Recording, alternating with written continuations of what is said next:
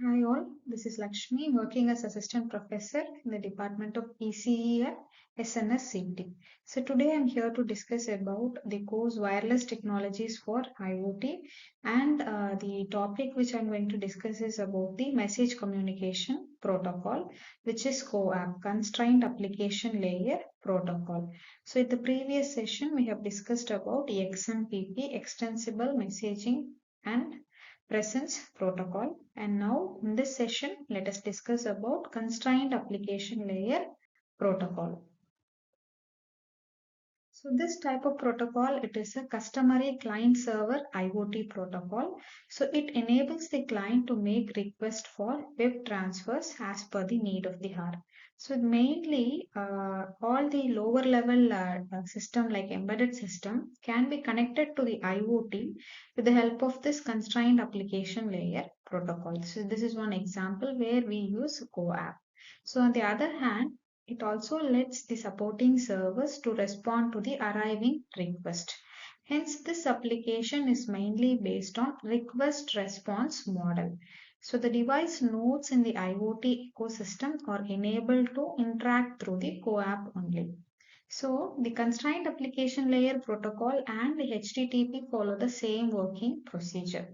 But the constraint application attains its functionality via asynchronous transaction, which is done by user datagram protocol. And it utilizes the post, get, put, and delete calls. So these are the commands used by the constrained application layer protocol. And here, since these are used, the reason why this API security it is of higher grade while constrained application layer is active. So this type of communication protocol is compatible with four types of information exchange. First one, acknowledgements. It confirms the completion or failure of an event. Confirmable message or the message that are resent on timeout until the confirmation of successful sending does not arrive. And reset messages are empty with confirmable as their nature, and non-confirmable messages which has no guarantee of successful delivery and there is no acknowledgement of success either. So in the first one, that is confirmable message, so each message will have a unique ID, 2-byte address. So when a request is sent, the server will again send back the response, that is the acknowledgement would be sent with the same ID. So that means the message is received. So this is called confirmable messages.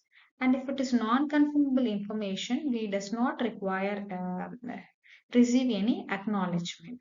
So acknowledgement means it confirms the completion or a failure of an event, and reset messages are empty with confirmable as their nature. So these are the four types of information exchange which occurs in constrained application layer protocol. So the key components of this CoAP are it works for devices in the same network type. It enables data transmission to and fro for the general internet enabled nodes and network connected devices. And it works really fine for SMS shared over the mobile network connectivity, suitable for internet operative applications that use connected devices or sensors and have resource limitations. And it is capable of translating the HTTP. It supports multicast and exerts the bare minimum cost burden. And only it helps machine to the communicate in the network.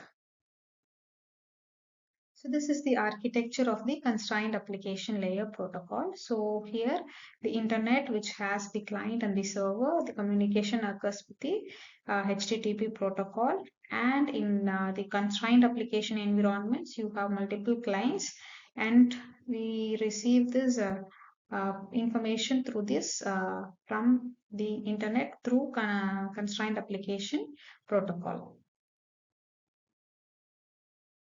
So here the architecture, there are two foundational elements of this architecture are the World Wide Web and the constraint ecosystem, so which we have seen in the previous structure. So here the server will monitor and help in communication, which is happening using the CoAP and HTTP, but the proxy devices, it bridges the gap for these two ecosystem, making the communication smoother. Constrained application layer protocol allows HTTP clients So here it is also called Coap clients to talk or exchange the data or information with each other within the resource constraint. So let us here discuss about the comparison between CoAP and MQTT. So here MQTT is based on publish subscribe model, whereas constrained application layer is based on request response model. So the MQTT has a broker, a central broker, which will handle the message dispatching, and the message dispatching in CoAP is done with the help of which is same as HTTP, and this is event oriented operation and which is viable for state transfer, and it establishes continuing and long lasting TCP connection, whereas CoAP involves UDP and no message labeling, but it have to use diverse messages for different purposes. Here it defines the message properly and makes its discovery easy. So this is the comparison of CoAP and MQTT, which is message queuing telemetry transport protocol. So today's assessment is examine the features of constrained application layer protocol. So here it is integration friendly protocol. So with applications using cross protocol proxies, it can integrate with XML, etc. And the developers are endowed with various payloads and have the freedom to make a choice to bring the ideal payload into action. And it offers comprehensive resource directory to spot the properties, and it demands the usage of billions of nodes at a time, and it is designed to handle such huge amounts with full perfection while keeping the overheads under control. So these are the features of constrained application layer protocol. Thank you.